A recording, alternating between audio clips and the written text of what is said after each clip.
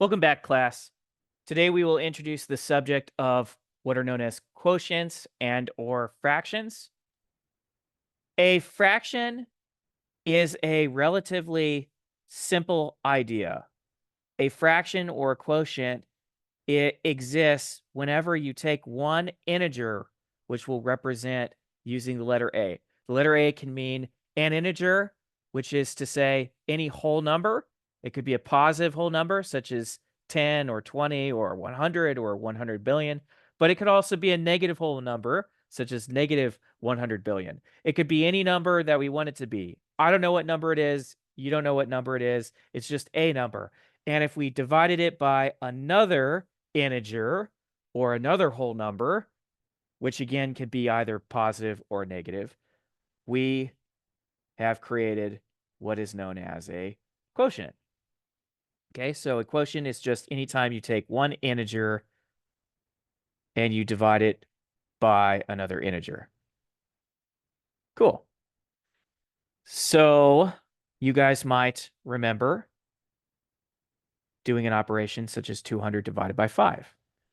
Well, it turns out that while we are used to thinking of a division operation as this process of separating out marbles or dollars into piles that are all equal with each other. And we usually do this using the long division algorithm. Okay. A fraction, while it also represents that division operation, is in fact its own special type of number, which is an interesting number in the sense that it, like negative numbers and like whole numbers or integers, also obeys the rules of algebra. But in addition to the traditional rules of algebra, which integers and negative numbers and these other types of numbers obey, it also has a few unique properties. So it has some interesting ways that you can say multiply fraction. It has interesting rules for adding and subtracting and dividing fractions that are important if we want to solve algebra problems that are of any level of difficulty. Okay, before we can get to solving different types of algebra problems, we really have to be a master of fractions. So let's dive right in. So the idea of fractions comes from the engineering world between, 1500 BC and as far back as maybe 5000 BC or even earlier than that. We see the emergence of fractions as a way for us to be able to tackle certain building projects which are not resolvable using whole numbers alone. You can imagine trying to build a building,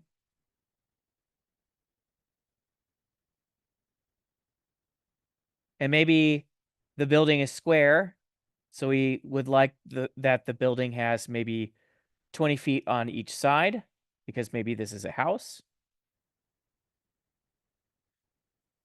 And so, using modern technology, we might actually be able to take a laser measuring device and we would be able to measure out the perimeter or the rectangular distance around the area enclosed by what are going to be our walls for our foundation of the building that we're building. And maybe this is a house, so we're building a little cottage, if you will. And we're going to, of course, use this laser measuring device to make sure that we've got walls that are perfectly 20 feet long. But, back in the day, they didn't have measuring devices like this that were as accurate as lasers. Instead, you had to take a tape measure out. And even before tape measures, you had basically a rope made of hemp or some other viney type of plant material. And you would take your hemp rope and you would cut it at a certain distance that was uniform. And that way, if you attach the ropes from end to end, you would be able to measure out a specific number of distance. And of course, it wasn't this process wasn't very accurate. Now, as you're building these buildings, it turns out that even if you have an accurate measuring device, it's not necessarily possible, depending on the size of the building, to obtain a certain level of accuracy. So if I'm putting up a building the size of a house, Okay. Well, on my blueprint, it might say this house needs to be 20 feet square all the way around its perimeter, all the way around the edge of the building. The reality is there's going to be a little bit of wiggle room in that measurement. Okay, one of the walls might be 20 feet and 1 inch, or 20 feet and half an inch, and what that means is that the other walls would have to make up for the difference in distance. And of course, we have to be able to measure in these fractions of a foot and inches instead of feet if we are going to be able to measure these really small amounts of wiggle that we have to work with when we go to actually building our building. And that of course is the entire reason, if you will, that we can imagine fractions were invented in the first place. And so the way that fractions initially came about, especially in Egypt, is that what they did was they took a specific measurement that was of a uniform size. And in this instance, in Egypt, the uniform unit of measurement was what is known as a cubit. You might remember from reading the Bible that the Noah's Ark, which is this legendary sea vessel which housed two animals of every kind, of every species on the earth, as God sent this torrential downpour, this torrential flood to drown the whole world. Okay, Noah put the animals inside this ark to keep them safe. Okay, and Noah's ark was exactly, or so the story goes, 300 cubits long. So a cubit, it turns out, is a standard unit of measurement that was in use by the Egyptians. And when an Egyptian would go to build a building, if they wanted a standard amount of wiggle room for the building, they would obviously well, maybe it's not obvious, but this is what they would do. They would take a cubit and they would just cut the piece of rope that was exactly 1 cubit long in half. And they would say, this is one piece of the cubit that has been cut into two parts. So we call it 1/2. So 1/2 means one piece from two. So if you stretched out your piece of rope so that it's exactly 1 cubit long, you cut it directly in the middle so that there are two equal halves of this cubit, then 1/2 of the cubit is exactly one piece of this two-piece slice, if you will, of the cubit itself. And that's where we would get a half from.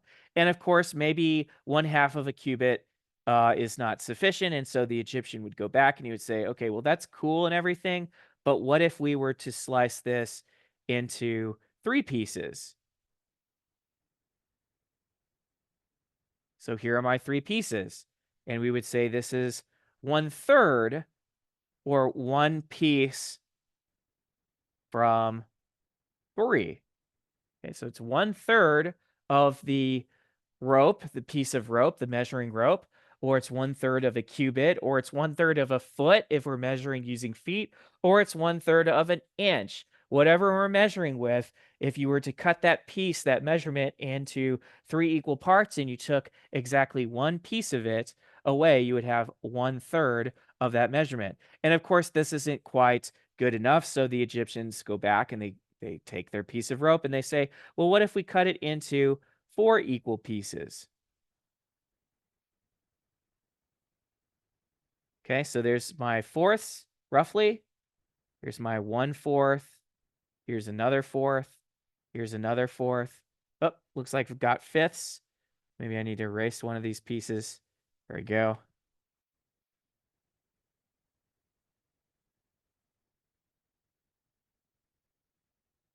So on and so forth.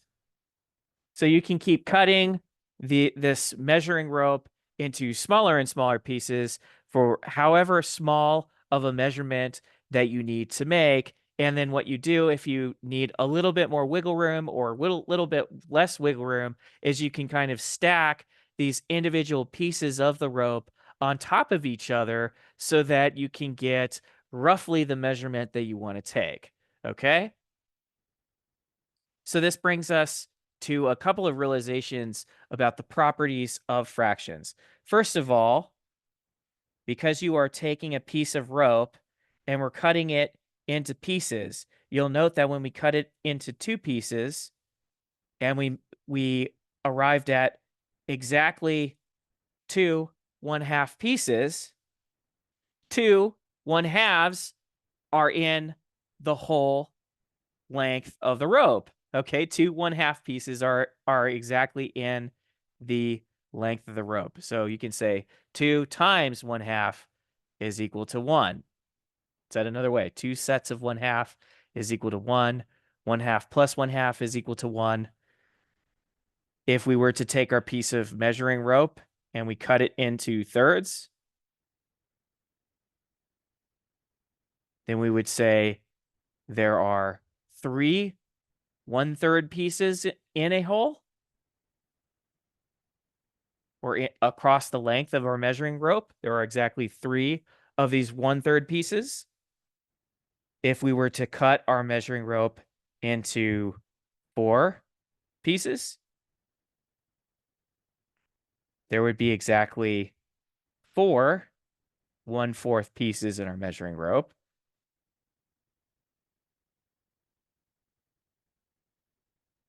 So on and so forth. I hope you guys can see the pattern. So the pattern is this idea that anytime you take a number and if you multiply it by 1 over the number, that is always equal to 1. It has to be equal to 1.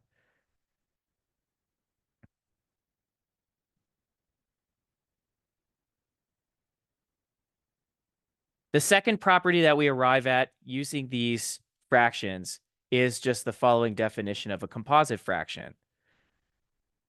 So a composite fraction or a quotient is defined as anytime you take what is known as a unit fraction. This 1 over b is called a unit fraction.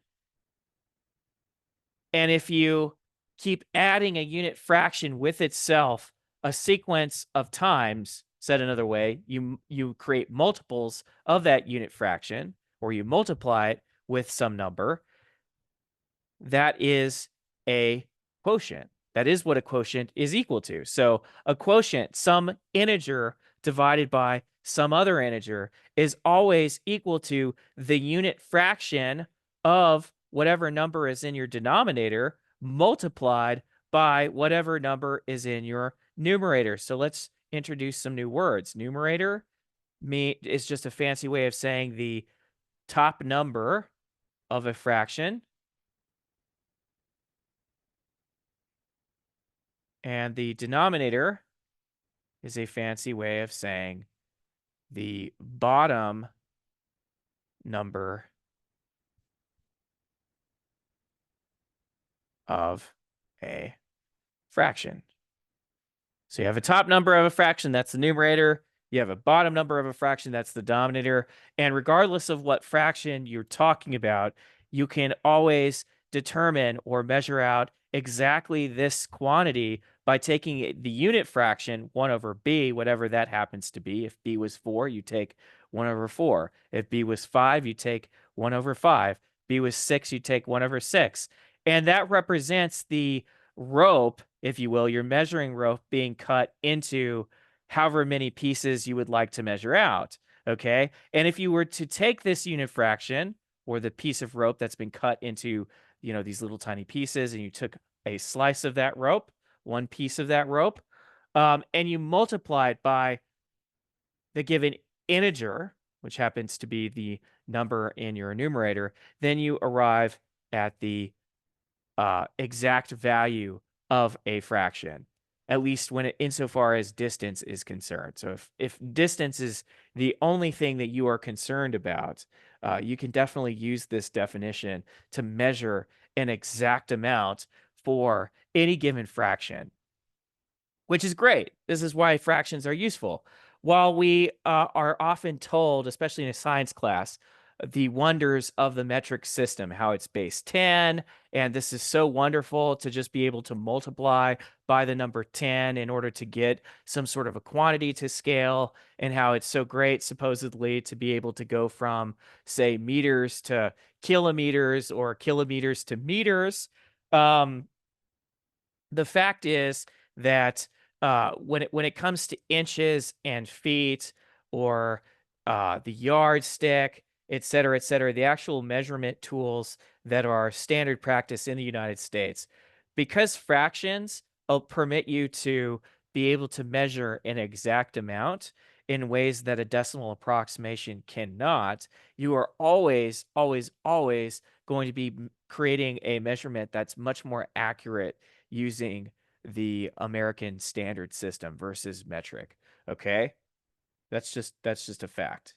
Will always be more accurate because a fraction, just by virtue of what a fraction is itself an exact quantity. The next property that we want to discuss is the division properties using zero. So it turns out that whenever you take a fraction, and if you were to, say, have a number 0 and you divide it by some value, you will always get 0. So this is called the zero property of division, or zero law of division.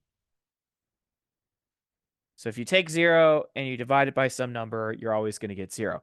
The justification for this is that 0 is a quantity which represents nothing, but not nothingness. So when we write 0 down on the paper, if you think about $0, what $0 means in your bank account is that your bank account is empty. It's not that dollars don't exist. It's just that the dollars don't exist inside of your bank account. Okay.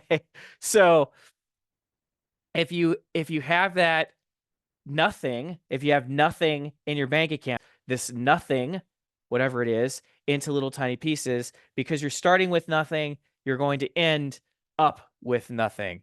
And so 0 divided by some amount will always equal 0. All right. The next property that we need to be aware of is division by 0. We need to always watch out for division by 0. It turns out that if you took a number and divided by 0, this will always be one of two things. It'll either be undefined or infinity. We can't prove that a fraction can be infinity right at this moment. It's not difficult to prove, but we do need to investigate certain properties of fractions first.